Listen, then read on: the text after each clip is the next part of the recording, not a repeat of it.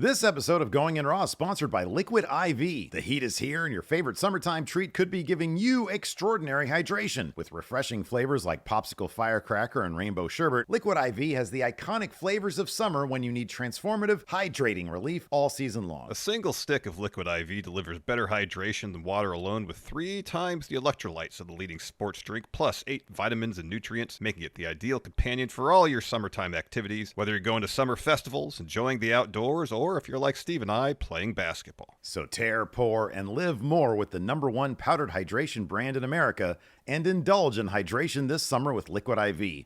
Get 20% off your first order of Liquid IV when you go to liquidiv.com and use code RAW at checkout. That's 20% off your first order when you shop Better Hydration today using promo code RAW at liquidiv.com. Hey, friendo, Steve here. And Larson. And welcome back to Going In Raw, the only pro wrestling podcast you need to be listening to. On today's episode, we've got your Smackdown rundown. That's right, Roman Reigns. Oh boy. Which one's up for the Tribal Chief, Steve? Those bad bloodlines. Well, no, because the last person who had the Tribal Chief is Santos Escobar. They got the Ulafala. The Ulafala is the thing, Larson. It can make a man instantly orgasm in his pants as he puts it on. At least that's what I got from when Roman Reigns put it on. Yeah. Oh my goodness. Yeah. Yeah. It's like, dudes, I'm not going to say it.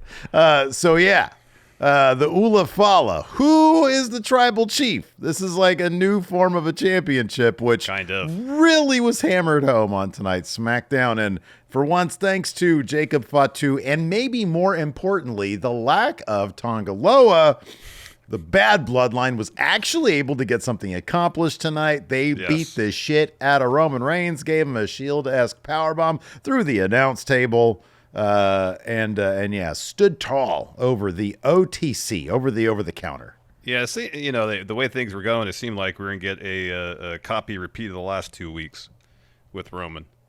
First SummerSlam, of course, then the SmackDown following, where he comes to the ring, Superman punch, spear to Solo. His work is done. He moves on. Jacob Fatu with walking boot. Mm-hmm. He rolls out there with the walking boot on and manages to lay out Roman. Hits a hip attack. As you mentioned, bad bloodline. Put Roman through the announce table with the powerbomb. Stand over. Tama Tonga presents Jacob Fatu. Sorry, Tama Tonga presents Santos Escobar with the Ulafala. He's still Tribal Chief. Put your one up for the Tribal Chief. And the story rolls on. They've really done a heck of a job since Jacob Fatu showed up of really showing that he's the X factor in bad bloodline. Without he's the him, difference maker. Yeah, they're kind of hapless. Yeah, he's the real needle mover. They're a force to be reckoned with. Yeah, yeah, and more importantly, if Tonga Loa is around, then their fortunes go down the toilet. Well, here's the thing. There's been instances where Jacob Fatu is there as well as Tonga Loa, and bad bloodline has had the advantage. Yeah, that's true. Now that's true. I think if you don't have Jacob Fatu, then it might be addition by subtraction. You take Tonga Loa out of the situation, then maybe your overall the overall outcome would be more to your benefit. But I don't think a Tonga Loa balances out a Jacob Fatu. Yeah, I don't know, because tonight there was no Tonga Loa, and without Jacob Fatu, Roman Reigns put that Ulafala on. It was actually a really well-done moment. I'll be honest with you, man. Tonight's SmackDown, dude, I can't stand when things sort of stay in place. Spinning the wheels, as we like to say here. Yeah, I don't like that either.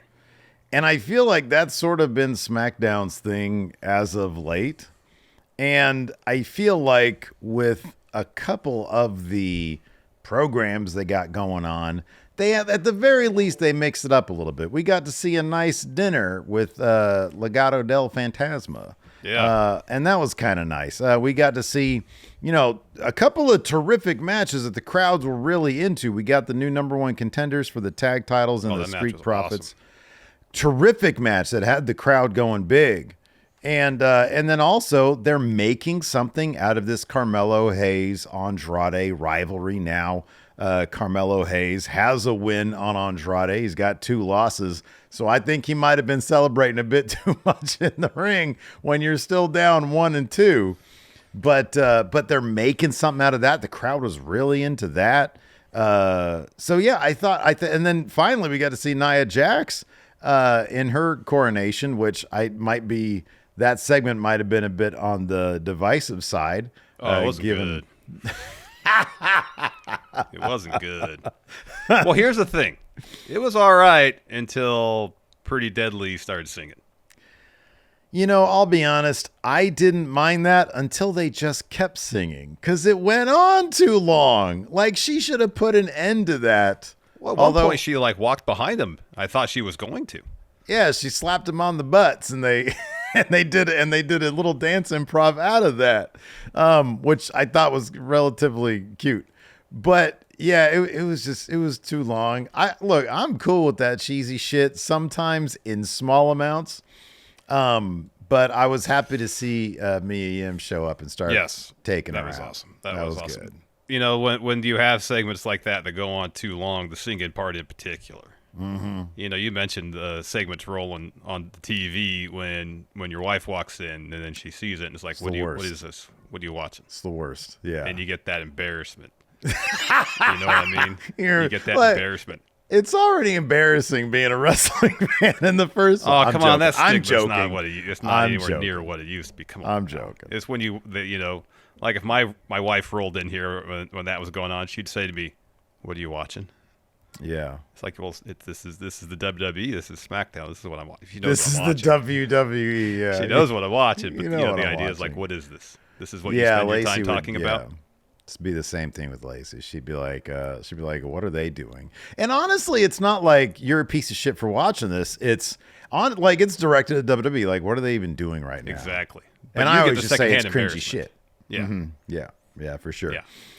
But I was happy to see her. And she's got a thing going on with Mia Yim, who's been doing really, really good work lately. Yeah, she's been Mia Yim's been everywhere. She's been everywhere. Yeah, exactly. So you love to see that. Before we get rolling further, Death and Taxes here became a Friendo Club member now for 7 months.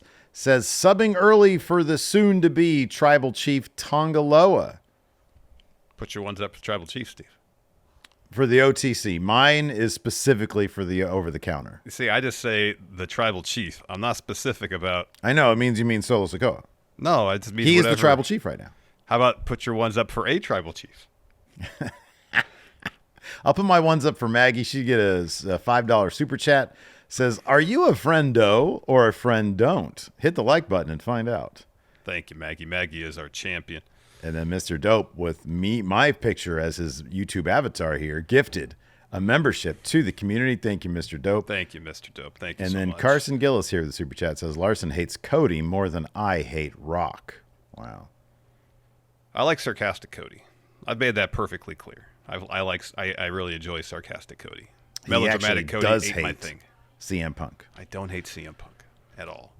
People say. A lot of people say, Larson. People say a lot of things. So anyways, let's go ahead. Yeah, let's get back to this Bloodline business because, now that the bad Bloodline actually got the upper hand for once since Roman's come back. Much like Carmelo, they're 1-2 over the OTC. Mm-hmm, yeah. Let's try to map out a little bit where we think this might be going.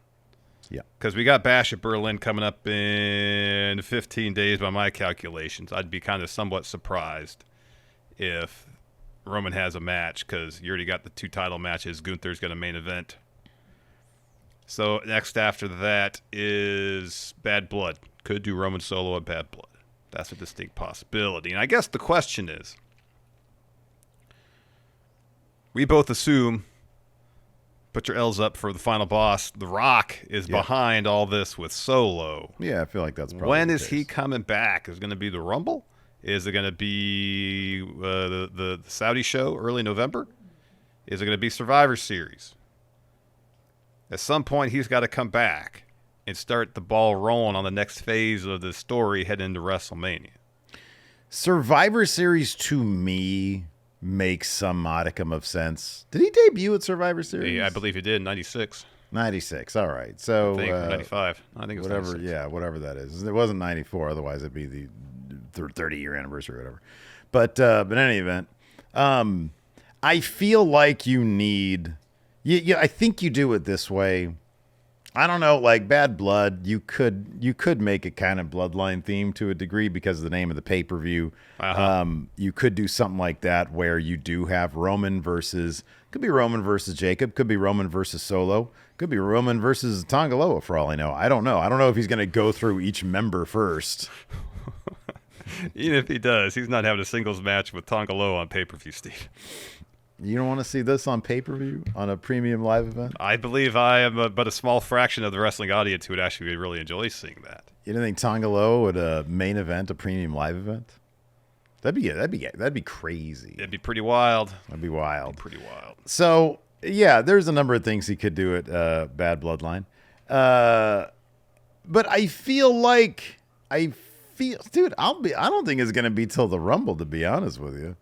Like that, because you do like the group versus group stuff maybe at War Games, but it's coming up. Like it's not that far away. Roman's got to reconstitute good bloodline in 3 months. Mm-hmm. That seems kind of quick. It does seem pretty quick, but it should take 3 months for him to recruit Jimmy, for him to come back. I know, but sometimes, dude, you know how they go, like they do nothing, a lot of stuff in a very short period of time, and then nothing, and then a lot of stuff.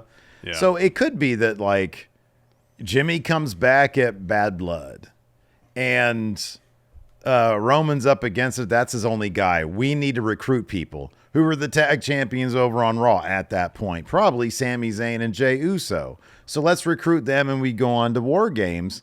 And then maybe something dealing with that leads us to Rock being revealed as the puppet master. Mm-hmm. That's a possibility as well. But I kind of feel like Rumble makes more sense just because we're going to get Rock on the road to WrestleMania, and that generally starts at the Rumble. So I don't know. Maybe Rock enters at number 30 and wins and points at Cody. Maybe it's a situation, too, where Roman finally gets his one-on-one match with Solo. Maybe it's at the Rumble. It's revealed The Rock is behind it all. Helps Solo get the win. Oh, yeah. And then finally at Mania, they have the rematch. Roman wins, gets the Ulafala back. Well, here's the thing, though. At this point, if the final boss, if Rock 10.0 is the guy behind the scenes, then you've got something bigger than the Ulafala, the People's Championship. That can be on the line. Well, that's Mania 42, where it's Roman Rock for the People's Championship. Right, exactly. Ulafala against People's Championship. Both are on the line. When are they going to start selling a replica Ulafala or a replica People's Championship? You can get the Brahma Bull Championship, but that's not the same thing. No, it's not. It's different. It's different. It's different. It's much different. There's one other thing that popped up during the show. Last week, we were pretty critical of how they kind of approached the Kevin Owens feuding with Cody Rhodes thing. Mm-hmm. Yeah.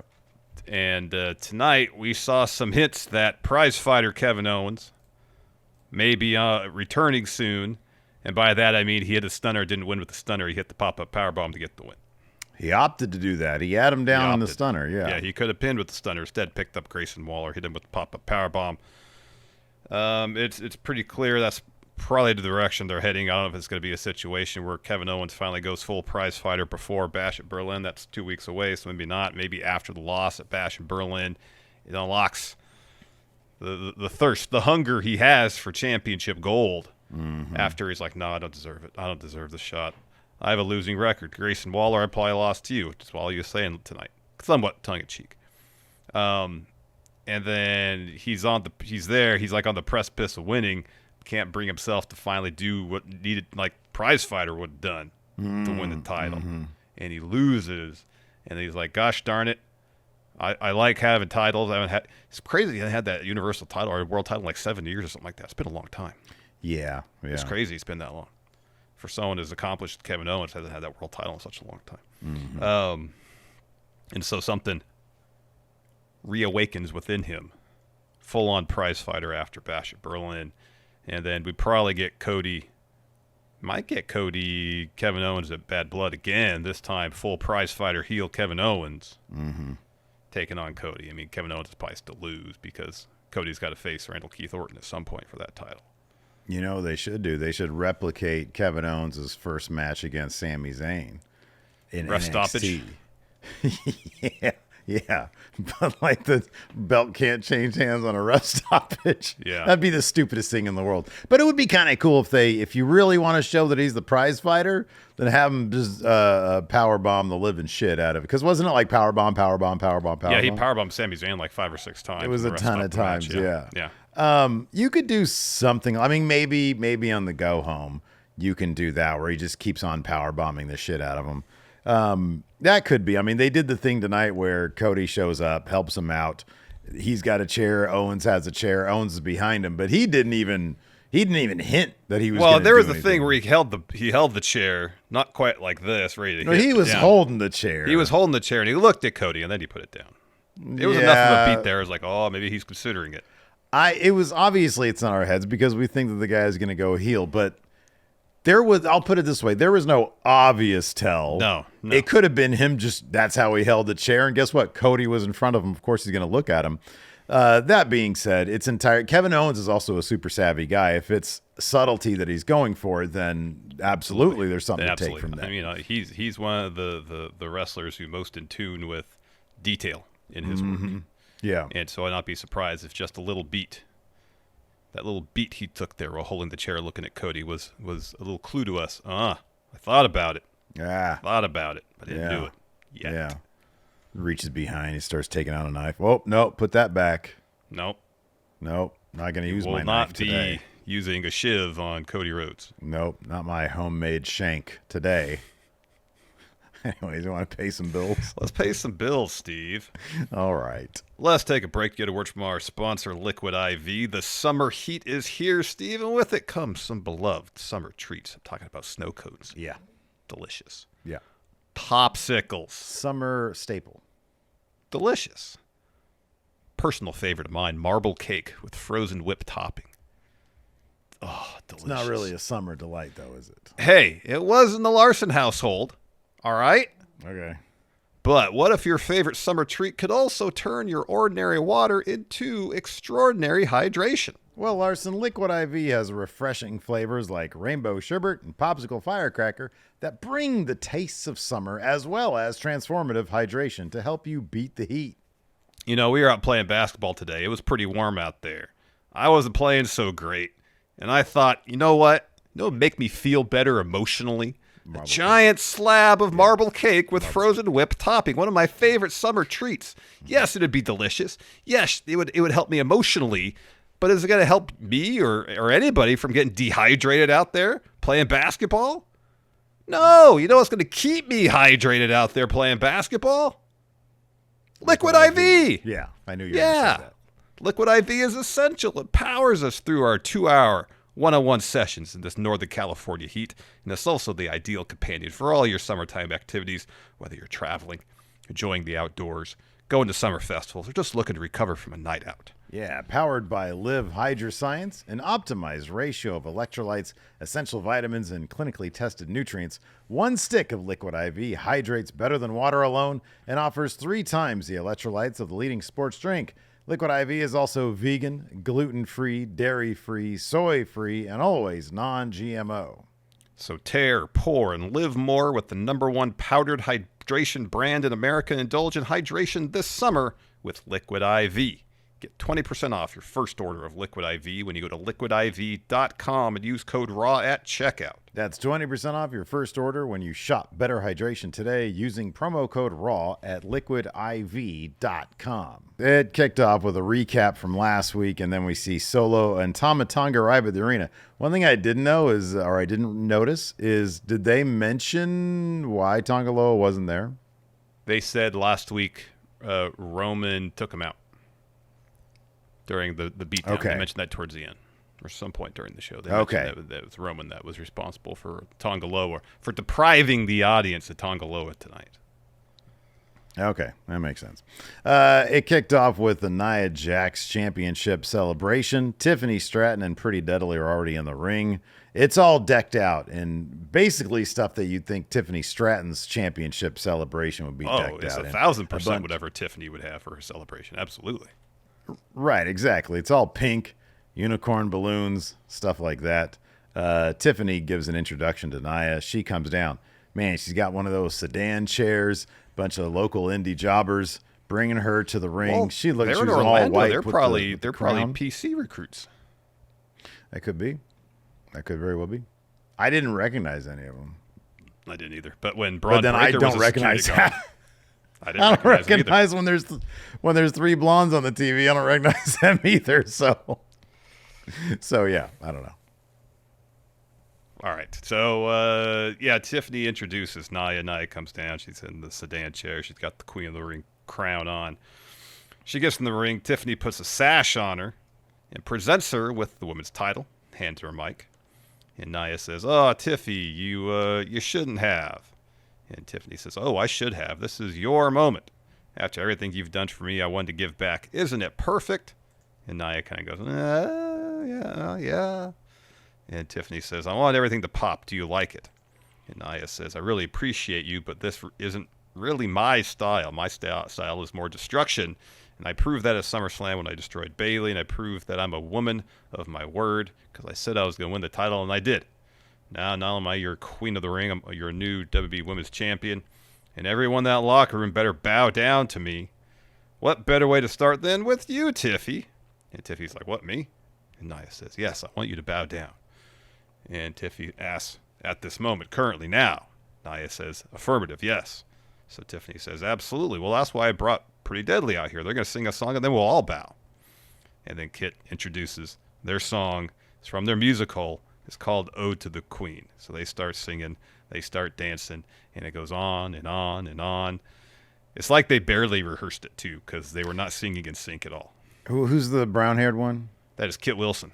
Yeah, he didn't know his lines. It was like me during that Tai Chi class that I took in college. I was just looking at the other people that I was doing the routine with, and I got a D because it was clear that I had no idea what I was doing. Yeah. That's what it was him. It was like, bro, did you even rehearse this? Maybe that's supposed to be the joke. I don't know. Anyway, so Mia Yim slides in the ring, lays out Tiffany and Pretty Deadly with a kendo stick. Nia tries to hit her with a slam. Mia escapes that, hits her with the kendo sticks, and Nia and Tiffany leave the ring, and Mia just starts clobbering Pretty Deadly with the kendo stick a bunch. Yeah, at least that was cool. After that, we had Naomi, Jade, and Bianca, the big three, backstage. Jade's like, we're gonna make sure things go better for us when we win back our titles than what happened to Nia there. And Naomi's like, yeah, next week we're gonna get our hands on the unholy union and Blair. And then Carmelo Hayes happens to be walking by. He's like, hey, you guys gonna pull up to my after party after I beat Andrade? And Jade's like, Andrade's up 2-0 on you. And then they leave. He is not disturbed, though. He just puts on his headphones and he's like, gonna be a fun party, just me and LA Knight. Well, he says, oh, they're still gonna watch my match, though. Yeah, right, exactly. Oh, man. And that match was next, Andrade versus Carmelo Hayes. Third match. Oh, God, this was good. It's really good. That back elbow is something else that Andrade does. And it always has been. Yeah. Only if Chris Jericho could deliver a Judas effect. Half as convincing as that back elbow from Andrade. Remember when John Cena had that back fist? Yeah, he did that. He had that for like a really short amount of time. That might be worse than the Judas effect. Oh, it is. It's quite a bit worse. It is quite a bit worse. But yeah, another fantastic match. Finish this, saw Andrade miss a moonsault. Again, I mentioned this when they had their match last week. They're learning. They're watching their tape, making adjustments. Andrade does that moonsault where he misses the first one because the person rolls towards the center of the ring, and then he hits the standing moonsault. Well, Melo didn't roll the middle of the ring to escape it. He rolled towards the corner. So Andrade couldn't do the second moonsault. Little things like that I really enjoy. So Andrade's looking for his finisher, the message. Melo rolls him up to get the win. So then Melo stands up and starts talking a bunch of shit. Has the ref raise his hand, has the ref raise his hand right in front of Andrade. And Andrade's like, I don't want to deal with this. I lost. I want to go to the back. He tries to leave. Melo's like, hey, you're not leaving yet. So Andrade slaps him. They start fighting. Ref calls for more refs to come in to break it up. Producers join them. There's a bunch of people in the ring trying to break them up while they're brawling. It's a real basic, simple story, but the matches are so good that it's such a throwback to when Andrade and Rey Mysterio had that great, because it was just, hey, let's just have a bunch of awesome matches. And then they do the thing that you're talking about, where like every match they're learning, they're scouting each other, and they're not repeating the same mistakes, and the crowd picks up on that stuff, and so they get really into it. and then it matters like who's got, the more wins over the other guy. Because in the end, it's going to end up being Carmelo 3-2. That's my guess. You think they're going to do that? Not a best of 7. They're not going to do Cavs Warriors where Andrade goes up 3-1.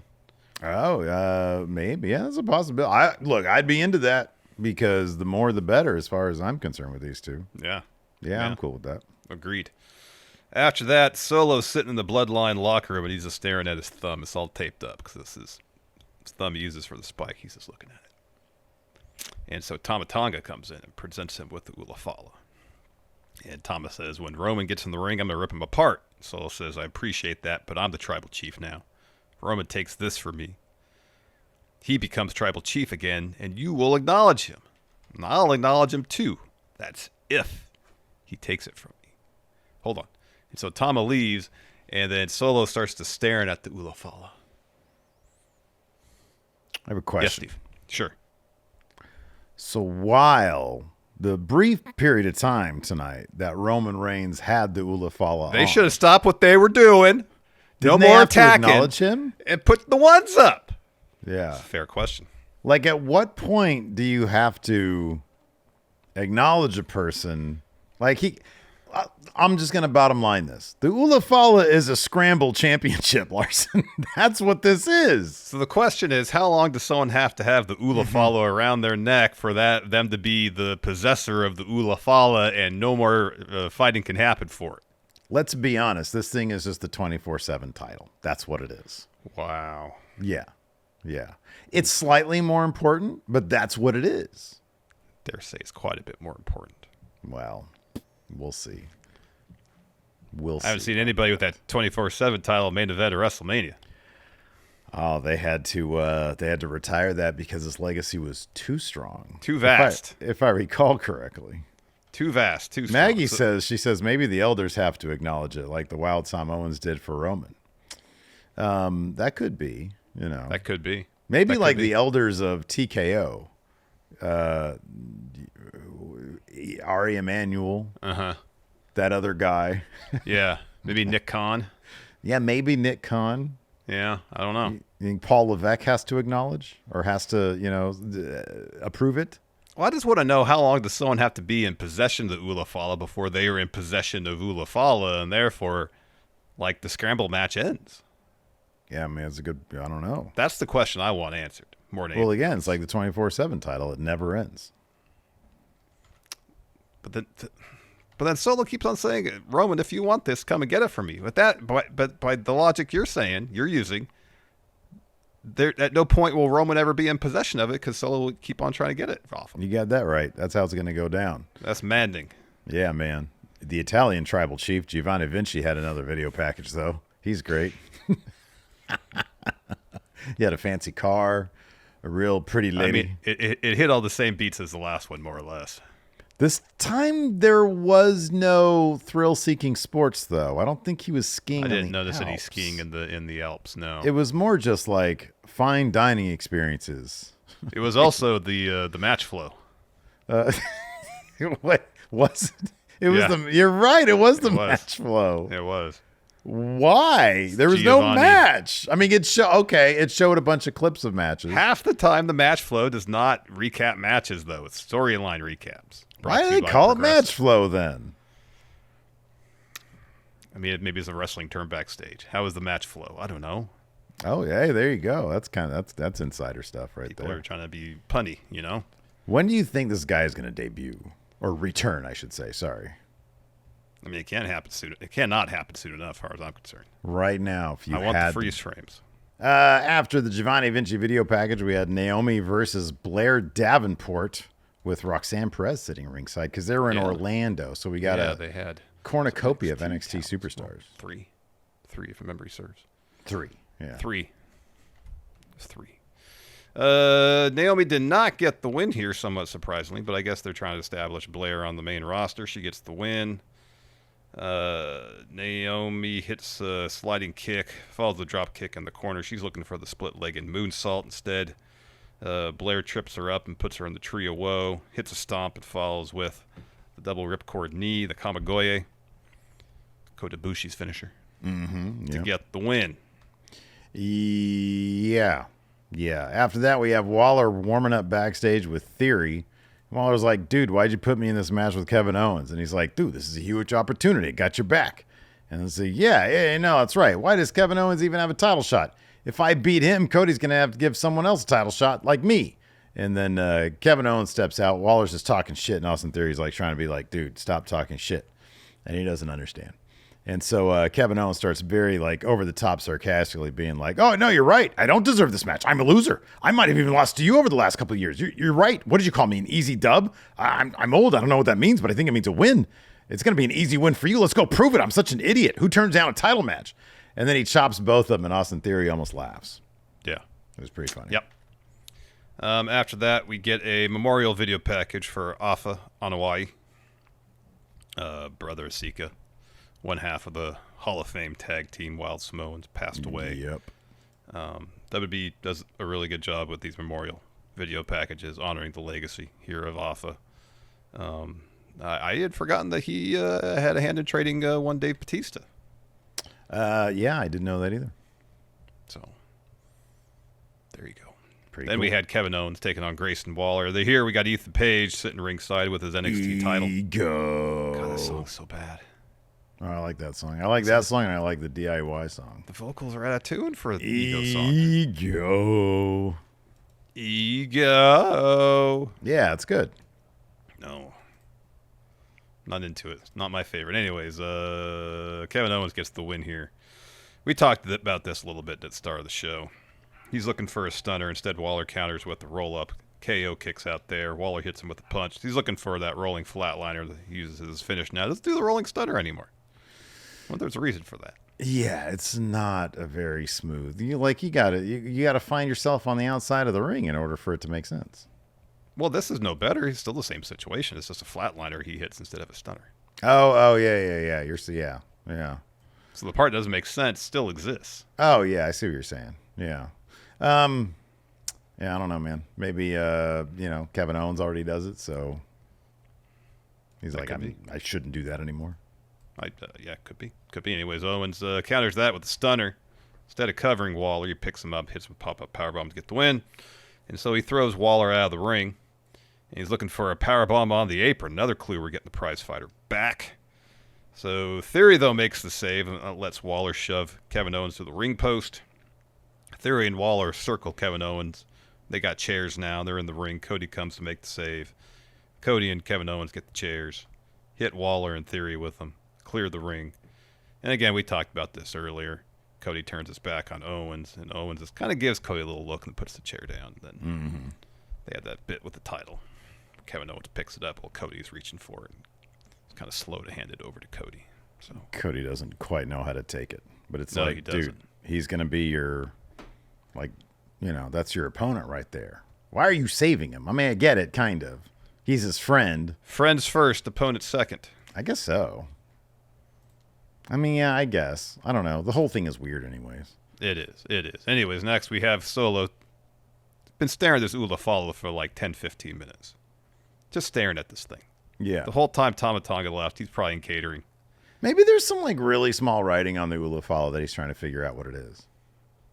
Well, get the magnifying glass out or something then. He doesn't have one handy. Do you have a magnifying glass at your house? No, I get my phone out and I put on the camera and I zoom in, but if it's not good enough quality, when I zoom in, I take the picture and then zoom in on the picture. Because when you zoom in, less light in, so the picture's not as sharp. So I'll take the picture and then zoom in. My parents have one, like a reading one. And how large is it? Is it like, one you hold, or is it one that's like mounted that you can just move it? No, you hold it. I mean, I assume they kept it around for reading. That's why they had it. It is very handy. Yeah. I hella use it when I go to their house. Yeah. I'm like, oh, wow, look at this. So Tama comes in, puts the Ula Follow on Solo, and Solo says, I love you. But tonight, Roman needs to acknowledge me. Put your ones up for the Tribal Chief, Steve. I'll put my ones up for the OTC, for the over-the-counter. Put your ones up for a Tribal Chief. Don't want to get a prescription. Just give me what you got. Yeah, there we go. Then we see Titus O'Neil sitting ringside. Millions of dollars. Millions of dollars. I like the primetime players. Me too. And then we got Legado del Fantasma enjoying a lovely meal while Santos berates them about being complacent.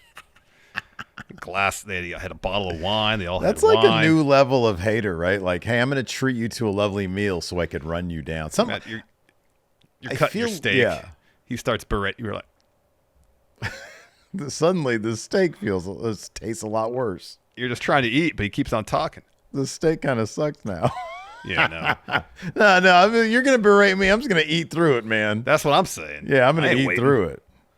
You ever had an experience where you have to wait so long for your food that by the time it shows up, you're like, I'm not interested in it anymore. Oh, man.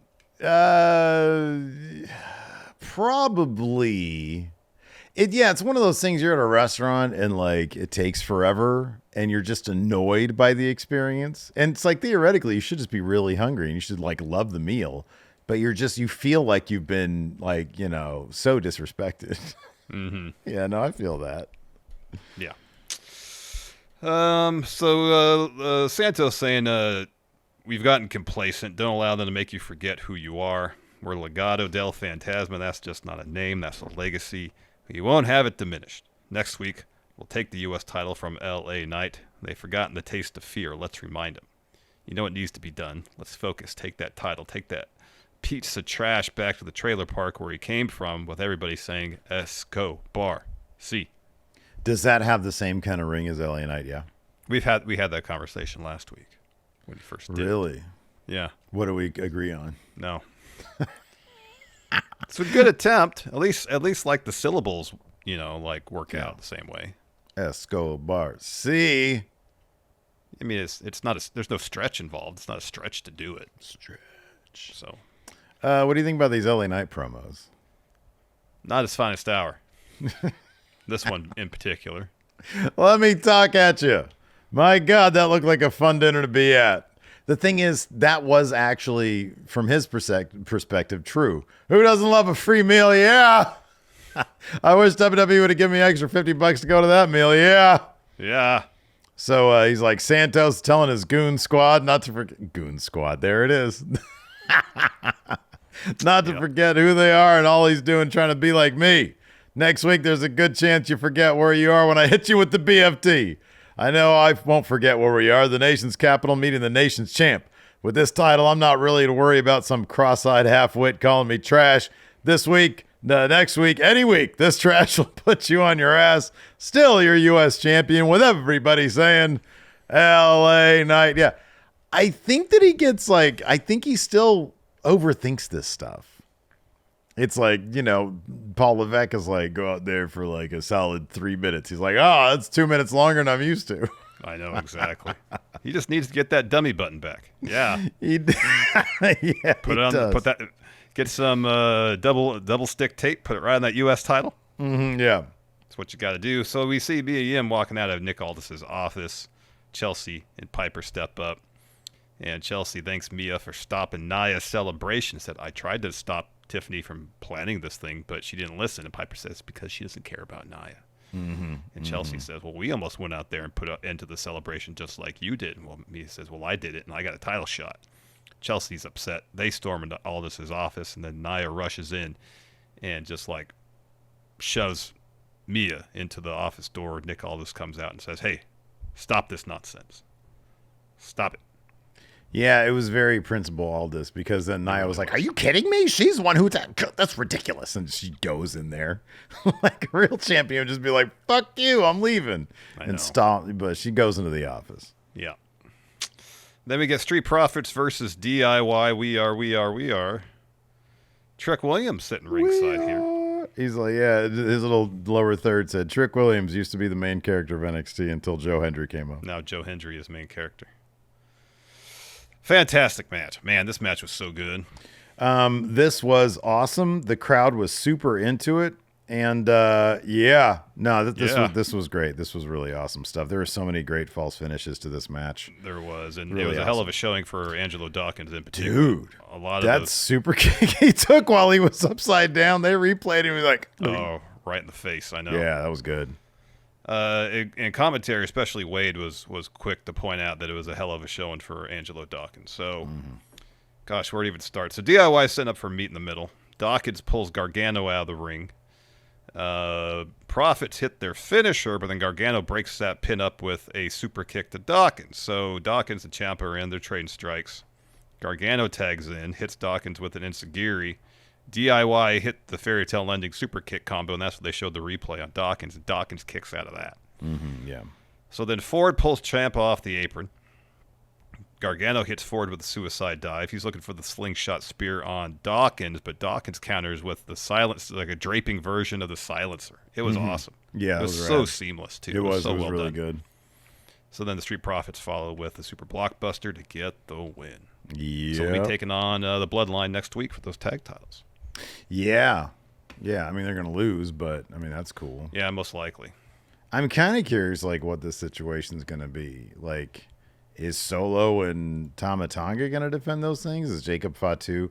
Let me ask you this: when Fatu came back, I mean, we're about to talk about this thing, but when Fatu came back, should he still have the walking boot on? You mean tonight or when he goes back to wrestling? No, tonight. But yeah, by extension, that'd be weird. Oh, I thought it was badass that he came in with a walking boot and hit that vicious hip attack on Roman, and Roman sold it like he got hit by a truck.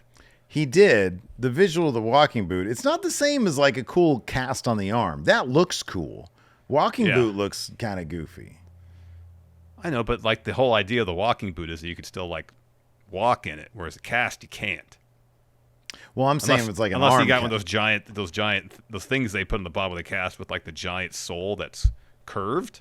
I'm saying try like to walk no, on no, no. Like a leg cast would look stupid. That like The arm cast looks really like when Shane Douglas had the arm cast. Bob Orton had the arm cast. It looked really cool. Yeah. The walking boot looks silly. Yeah.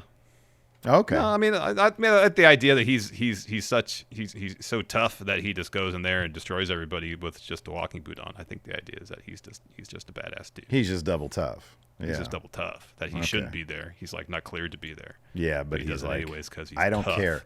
It's like you know what they should have done. They should have shown like a backstage thing where he's got a leg cast on and he does like the Rock in Fast and Furious. He goes. I never saw that. I haven't either. I just saw a clip on Twitter. Does he take the cast while it's on his arm and break it over something? No, it's even cooler. Oh, is he just flexing it breaks? Yes. That's ridiculous. If casts were so flimsy, they wouldn't use them as casts. No, the point is he's so cool that he can do this. I will send you the clip. It looks quite legit and really awesome. Cool. Really, it should have gotten. Nobody's that strong. Nobody's that tough. 10.0 is certainly that cool. So that's let's talk about the Tribal Chief, Steve.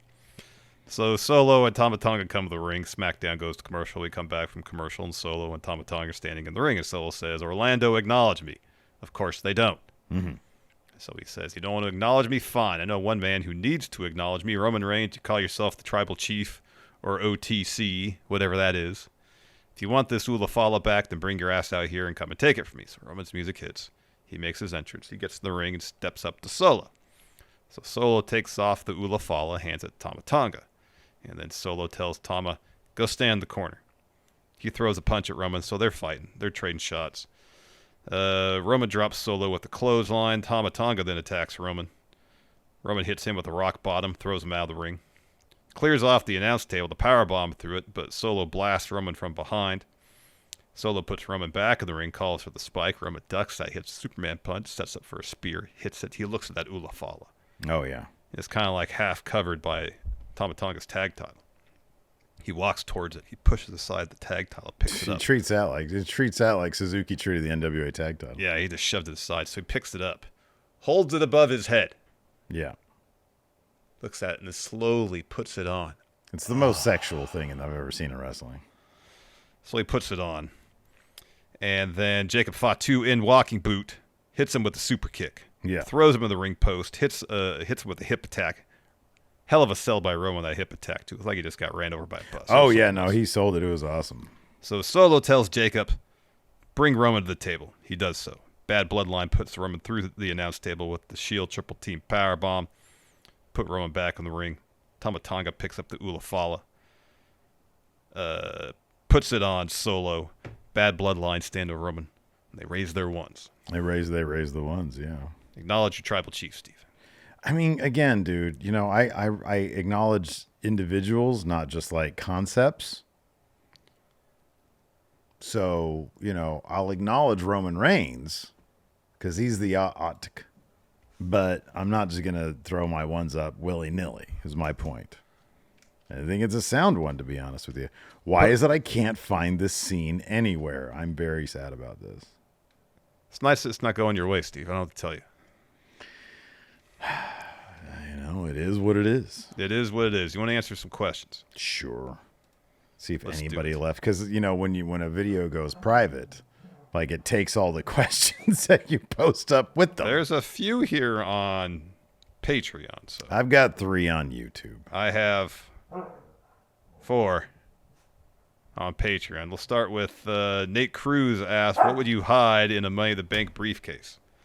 You know, Otis hid his lunch in his briefcase. Well, the question is, what do I have hidden in my Damian What do you have Priest in there? senior? That thing's just empty, though. You don't mean like there's not pockets. I'm not saying you don't have anything in it. It's not like a real briefcase where there's pockets and stuff you can organize your paperwork and whatnot. Evidently, that's where I keep my good internet connection. Because my bad internet connection. Well, cash that shit in then, man. Come on. I'm waiting for a special moment. In case my internet goes down at WrestleMania or some shit. Oh, wow. Wow. What would I hide in the Money in the Bank briefcase? My jump shot. Oh man, yeah, you're having a day like today, and then hold on a second, I'm cashing in my jump cash shot. it in. Fresh legs, that's what I get. That's Fresh what the cash legs would yield me. Yeah, exactly. Alex Foster says, which wrestler on main roster would you love to see in a classroom segment with Chase U? Chase U. The Rock 10.0 with the big family tree thing. They all have to do a test. Name every member of the bloodline. All right, he tells everybody you get 30 seconds to memorize this. Yeah, right. Yeah. And then you have to Fill it in. Fill it in, yeah. Yeah, you have to fill it in. Ooh. Cameron Shank. Oh, I'm sorry. Go ahead. No, go ahead. I'll think about it. Cameron Shank says, what are your favorite non-belt prizes in wrestling? What other items should be defended and won like championships? He's referring, of course, to the Ulafala.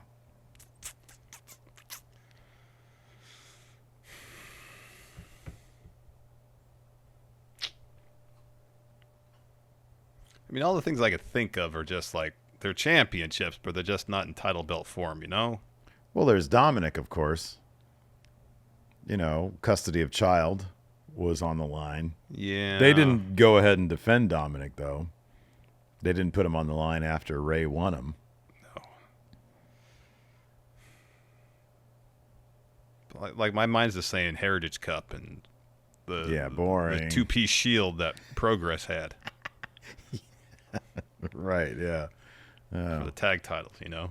Like, is there like, I don't know, some sort of vintage, I don't know, like a car that you put on the line? That'd be kind of cool. Did they do that in Fast and Furious movies? I've probably seen 25 seconds collectively across the entire franchise, Steve.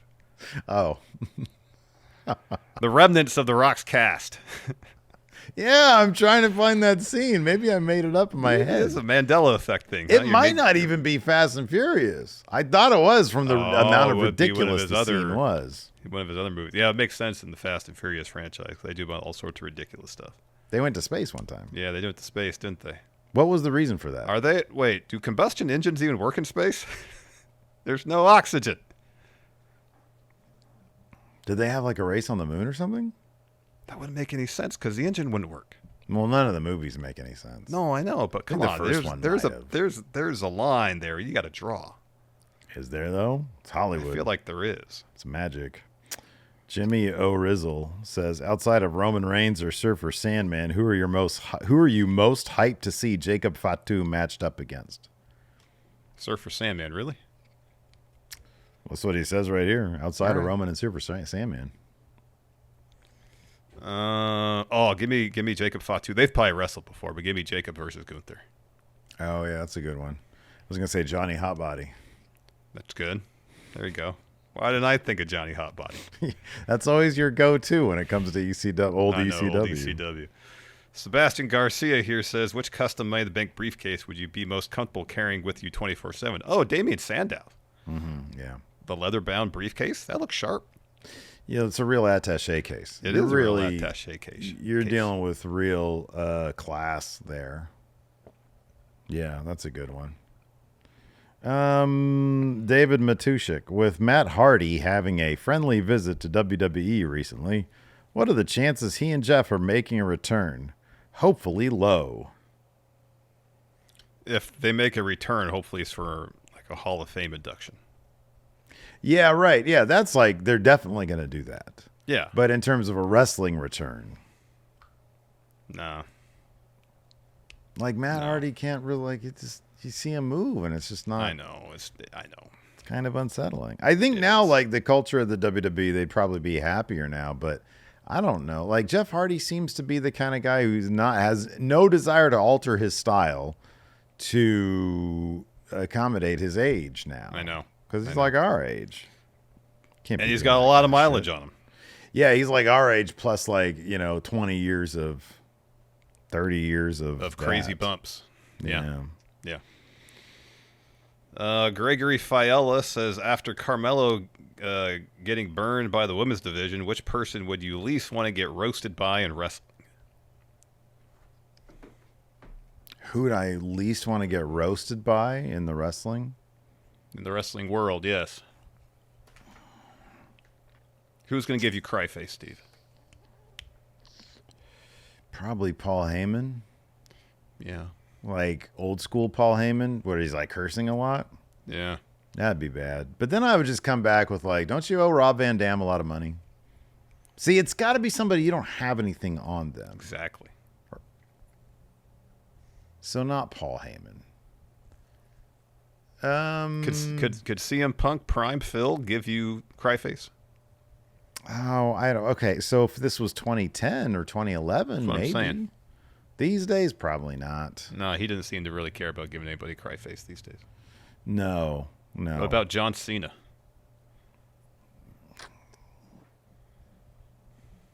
What's he gonna say?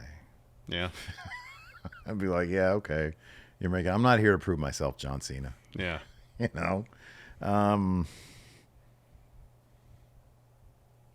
I don't know. Somebody like I don't like Randy Orton, maybe. Randy Orton might be able to. He's a big dude. Yeah.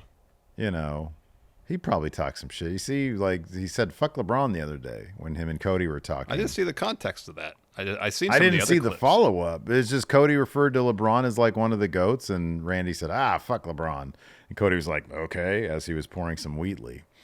I don't know if he ever expanded on that or if it was just he's just like a really hardcore MJ guy. I don't know. I don't know either. I don't know. Verse 2304, this says, I love Paul Heyman's role in the Bloodline storyline. I was looking forward to Solo getting a new wise man in a showdown between the two advisors, a promo battle. Do either of you think this might happen, or is Heyman irreplaceable? It doesn't seem like Solo's interested in having a wise man. No.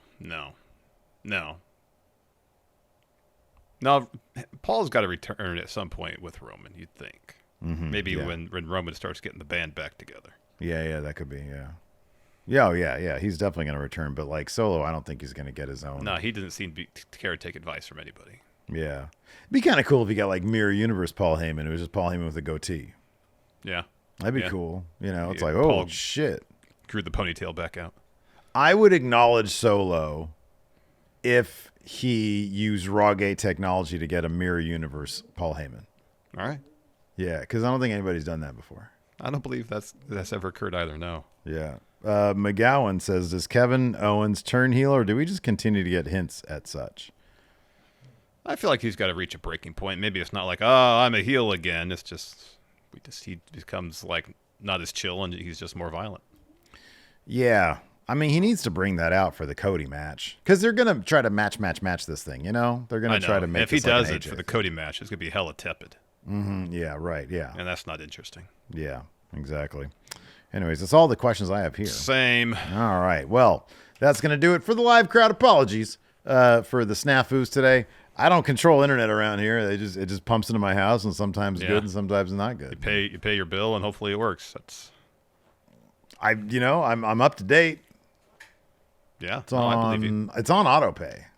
So yeah, so can't do anything about it. Unless your card is expired. Yeah, so we'll try this again on Tuesday for the Raw review, and we'll see you guys then. Hopefully it's all worked out by then.